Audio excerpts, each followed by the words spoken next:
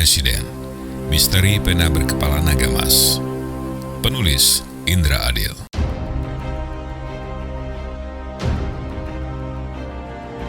Bab 44. Malam pertama setelah pengumuman Pilpres RI 2019, aula kantor Johannes Tiro kembali dipenuhi oleh orang-orang yang sama ketika Sultan pertama kali diundang hadir karena situasi kritis menurut Johannes Tiro. Kembali Johannes Tiro memimpin pertemuan informal ini. Seperti awal kedatangan Sultan ke tempat ini, Sultan juga duduk di sebelah kanan Johannes Tiro. Sekilas Sultan teringat gurauan Joko ketika pendaftaran Pilpres tahun lalu. Saya nggak mau jadi tangan kiri capres. Kini pun Joko duduk di sebelah kanan Sultan. Jadi posisinya Joko paling kanan, Sultan di tengah, dan Johannes Tiro di sebelah kiri. Itu atas permintaan Joko kepada Johannes Tiro. Sultan tersenyum, sobat ini memang pribadi yang membingungkan. Bila tidak mengenalnya dengan baik, antara sikap serius dengan humornya sulit dibedakan. Johannes Tiro membuka acara. Tuan-tuan, semua yang hadir di sini, 8 bulan yang lalu kita berkumpul di sini mengundang Tuan Sultan untuk melakukan sesuatu yang mustahil, yang kita semua tidak meyakini akan bisa kita capai. Saat itu, kita cuma pura-pura yakin. Tetapi, Tuan Sultan harus wajib yakin. Karena itu, saya telah berlaku tidak jujur kepada Tuan Sultan saat itu. Hadirin hening, menunggu ada apa ini? Perbuatan tidak jujur apa yang dilakukan Johannes Tiro kepada Sultan? Ada 2 ketidakjujuran yang saya perbuat kepada Tuan Sultan. Suasana semakin hening, Sultan pun termangu. Ia sungguh tak tahu apa yang dimaksud oleh Johannes Tiro. Djoko Sampurno apalagi, karena ia tak ikut hadir di tempat bersejarah ini saat itu. Tuan-tuan semua, ketidakjujuran saya ini hanya saya yang tahu. Jadi, melalui forum ini, pertama-tama saya mohon maaf kepada Tuan Sultan. Karena pertama, saya berbohong kepada Tuan Sultan dengan mengatakan kami telah menyiapkan dana 10 triliun rupiah untuk biaya pencalonan dan kampanye Tuan untuk ikut dalam Pilpres tahun ini. Hening sejenak, tiba-tiba, meledak suara tawa hadirin bersaut-sautan dari dan ke seluruh penjuru gedung. Sultan termangu dan menggeleng-gelengkan kepalanya sambil tersenyum. Sehabis ikut menertawakan dirinya yang percaya saja pada Johannes Tiro saat itu. Setelah puas tertawa, hadirin kembali diam, menunggu ketidakjujuran Johannes Tiro yang kedua. Kedua, saya juga sudah berbohong dengan mengatakan bahwa aparat kita sudah saya pengaruhi sepenuhnya untuk mendukung Tuan Sultan dengan cara kita beli. Ya, karena banyak uang tadi. Kembali tawa berbarengan meledak. Ini yang namanya kebohongan ditutupi dengan kebohongan lagi, celutuk Joko. Tawa-tawa itu berlanjut bagai tawa berkelanjutan. Nah, untuk hal itu tadi saya juga minta maaf kepada tuan-tuan dari pejabat yang hadir di sini saat ini, karena semula tuan-tuan pejabat ataupun mantan pejabat yang hadir di sini adalah personil-personil yang dengan penuh kesungguhan hati memiliki idealisme, kepedulian dan rasa nasionalisme yang tinggi, bukan karena bayaran yang seperti saya sampaikan kepada Tuan Sultan. Karena kami tak pernah membutuhkan aparat bayaran. Saya telah dengan sadar memfitnah aparat. Tetapi dengan niat meyakinkan Tuan Sultan bahwa beliau didukung penuh tokoh-tokoh pemerintahan dan pengusaha besar nasional yang masih memiliki kepedulian terhadap bangun surutnya bangsa ini. Hadirin terdiam. Tapi tak lama tiba-tiba bergemuruh tepuk tangan dari audiens yang hadir. Cukup lama dengan nada mengharukan. Karena hanya tepuk tangan yang terdengar, tanpa komentar maupun teriakan aplaus yang bisa memecah konsentrasi. Mereka semua terharu pada usaha Johannes Tiro dalam memberikan energi keyakinan kepada Sultan yang bertransformasi menjadi energi daya juang luar biasa pada Sultan. Johannes Tiro lah sumber dari semua energi itu. Sultan spontan berdiri sambil merangkul bahu Johannes Tiro yang juga turut berdiri. Mereka berdua berpelukan sangat erat dan senyum haru yang menghias bibir keduanya. Keduanya tampak menahan diri agar tidak menangis, tapi air mata yang mengenang tak bisa membohongi hadirin. Hadirin pun kembali bertepuk tangan panjang menunjukkan rasa simpati yang dalam untuk kedua tokoh baru negeri ini. Setelah suasana haru mereda, Sultan dan Johannes Tiro sambil melepaskan pelukannya, kemudian Johannes Tiro berbalik keluar barisan kursi, melintasi belakang kursi Sultan menuju wapres terpilih Djoko Sampurno, untuk kemudian memeluk Joko yang telah berdiri sejak tadi. Tepuk tangan kembali menggema mengiringi pelukan hormat mereka berdua. Selesai itu Johannes Tiro kembali ke kursinya dan mereka bertiga, tokoh-tokoh baru Indonesia ini duduk kembali. Johannes Tiro meneruskan sambutannya beberapa saat kemudian. Kini, sebelum kita mendengarkan sambutan atau pidato pertama Presiden terpilih kita, Tuan Sultan, mari kita menyanyikan lagu kebangsaan kita, Indonesia Raya. Suasana hening menerpa. Seorang wanita muda Tionghoa cantik dengan langkah tegap keluar dari pintu samping kanan menuju latar depan. Hadirin berdiri menghadap wanita muda tersebut yang bertindak sebagai dirijen. Kemudian menggemalah lagu kebangsaan Indonesia Raya dengan lantang tetapi syahdu. Seluruh hadirin bernyanyi dengan penuh hikmat.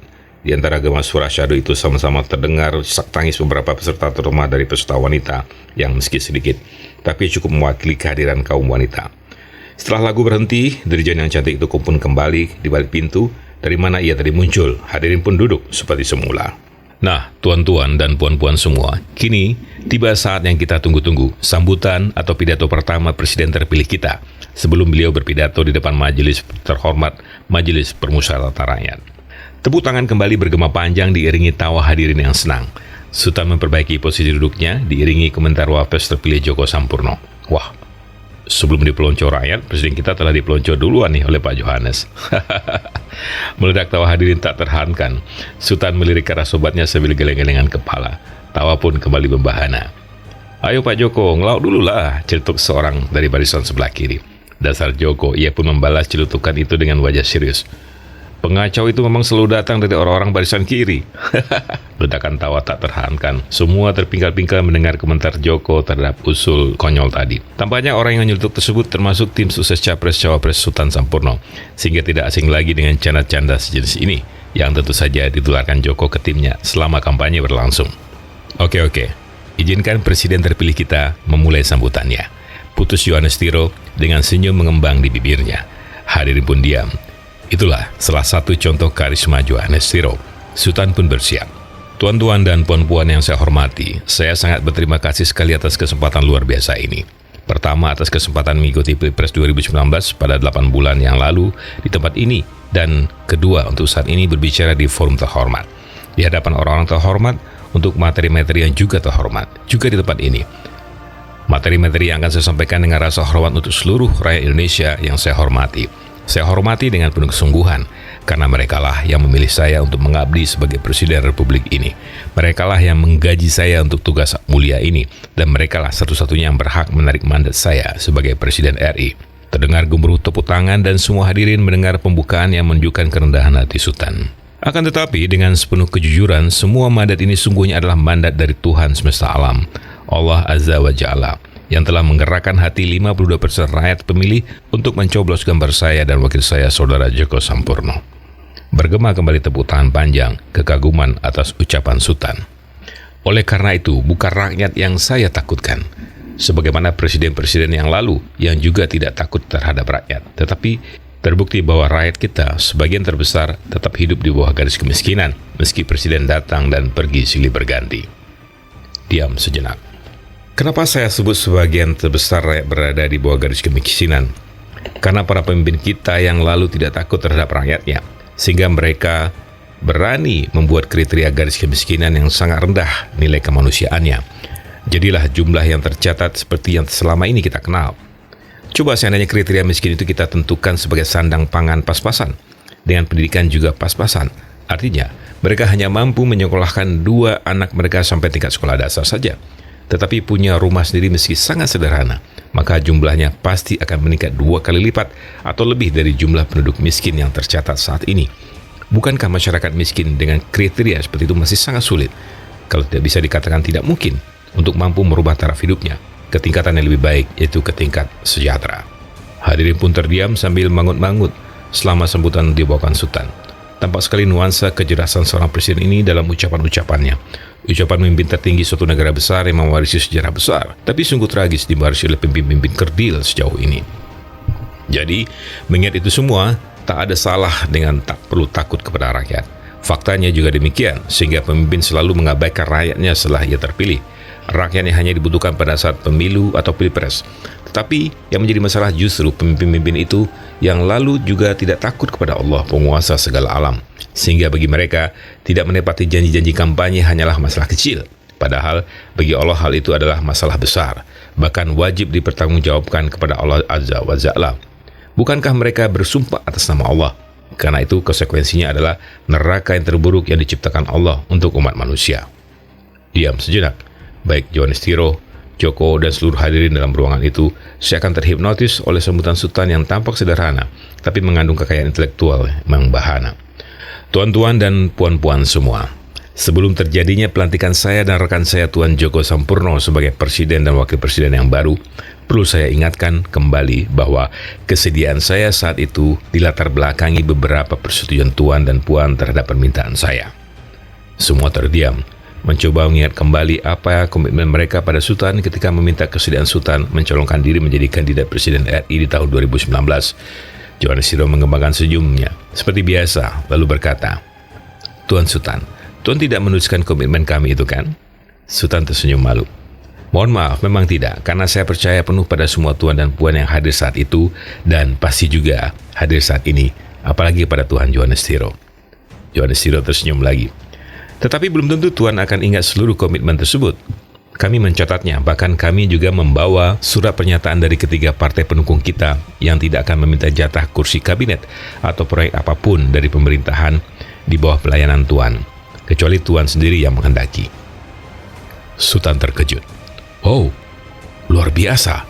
Oke, saya memang sudah percaya penuh kepada Tuan dan Puan semua, seperti sudah saya ungkapkan tadi. Tetapi meski demikian, saya tetap terbuka menerima usulan nama-nama yang menurut Tuan dan Puan semua patut dipertimbangkan untuk masuk dalam kabinet yang akan saya bentuk. Tentunya nama-nama itu sebaiknya Tuan dan Puan rembukan dahulu bersama Tuan Johannes, karena agar seleksi sehingga tidak setiap usulan langsung disetorkan kepada saya. Cukup setorkan 3 nama tanpa keharusan saya menerima mereka sebagai anggota kabinet. Begitupun setiap partai pendukung, saya beri jatah masing-masing 3 calon anggota kabinet tanpa kewajiban saya meloloskannya. Jadi yang penting Tuan dan Puan pahami, tidak ada kewajiban bagi saya untuk menjadikan mereka yang diusulkan menjadi anggota kabinet. Siapapun termasuk dari partai-partai pendukung seperti sudah kita sepakati secara lisan di ruangan ini 8 bulan yang lalu. Kesimpulannya, hak penentuan anggota kabinet tetap ada pada saya sebagai Presiden sesuai undang-undang yang berlaku." Tepuk tangan kembali membahana mendengar bahwa mereka yang hadir dipersilahkan menyetor nama untuk pengisian anggota kabinet Sultan. Tentunya dalam kondisi seperti yang sudah diungkapkan tadi. Johannes Siro minta izin untuk kembali berbicara membacakan komitmen tertulis yang pernah mereka buat, tetapi tak pernah sampai ke tangan Sultan karena kesibukan mempersiapkan dan melakukan kampanye. Sultan mengiyakan. Meskipun Tuan Sultan percaya penuh kepada kita semua sehingga beliau tidak mencatat komitmen kita kepadanya bila beliau terpilih menjadi Presiden RI, ada baiknya komitmen itu tetap saya bacakan untuk membuka ingatan kembali kita bersama. Lagi pula Tuan Wakil Presiden Bapak Joko Sampurno tidak mengetahui hal ini secara jelas. Setuju? Setuju, jawab semua yang hadir secara spontan tanpa jeda waktu. Baiklah, saya bacakan komitmen para pendukung Sultan untuk calon Presiden RI 2019-2024. 1. Kami akan turut membantu sepenuh kemampuan kami dalam pelaksanaan kampanye untuk memenangkan Tuan Sultan sebagai Presiden RI 2019-2024. 2. Kami bisa menerima ketidakikutsertaan Koperasi O Transkade beserta lembaga-lembaga terkaitnya sebagai organisasi resmi relawan pemenang Sultan Sampurno dalam kampanye pemenangan Sultan sebagai Presiden RI. 3. Kami akan menerima kelompok-kelompok anggota Koperasi O Transkade beserta seluruh anggota lembaga-lembaga terkaitnya yang membentuk organisasi tersendiri di setiap wilayah di Nusantara sebagai bagian tak terpisahkan dari tim kampanye Pusat Pemenangan Sultan for Presiden RI 2019-2024. 4. Kami beserta partai pendukung ikhlas tidak diikutsertakan dalam penentuan anggota Kabinet RI, mengingat bahwa hal itu adalah hak prerogatif Presiden RI. 5. Kami tidak akan meminta prioritas terhadap proyek-proyek pemerintahan di kementerian apapun, kecuali mengikuti persyaratan yang telah ditentukan sebagaimana normalnya peserta-peserta lain. 6. Komitmen ini kami tandatangani bersama dengan setulus hati tanpa tekanan siapapun, kecuali atas kerelaan kami sendiri. Jakarta, Agustus 2018, ditandatangani oleh 72 orang peserta pendukung Sultan for Presiden RI 2019-2024. Begitu selesai dibacakan, bergemuruhlah tepuk tangan hadirin menyambut pembacaan komitmen bersama pendukung Sultan for Presiden RI 2019-2024. Begitu terharunya Sultan mendengar pembacaan komitmen tersebut, sehingga ketika diminta komentarnya, Sultan sempat tertahan lama untuk menahan berbicara. Tuan dan Puan semua, betapa terharu dan bangganya saya memiliki sahabat-sahabat seperti Tuan dan Puan, sahabat yang dihadiahkan Allah Azza wa Jalla kepada diri saya tanpa saya memintanya. Seluruh kemenangan ini bukanlah hasil pekerjaan kita. Kemenangan ini adalah tugas yang diamanahkan Allah kepada kita semua, khususnya kepada saya dan saudara Joko Sampurno, untuk memberikan pelayanan yang sempurna kepada rakyat Indonesia, dan lebih khusus lagi untuk menciptakan kesejahteraan yang berkeadilan bagi seluruh rakyat Indonesia yang telah begitu lama menderita ketidaksejahteraan justru setelah kemerdekaannya. Jadi kemenangan ini adalah kerja Allah, kehendak Allah. Kita hanyalah pelaksana dari kerja Allah tersebut. Karena itulah pekerjaan tersebut terasa mudah dan menyenangkan, meski diselingi sedikit horor dari kecemasan yang diakhiri justru dengan kenikmatan yang sempurna. Sultan berhenti sejenak, tepuk tangan pun kembali membahana sambut menyambut.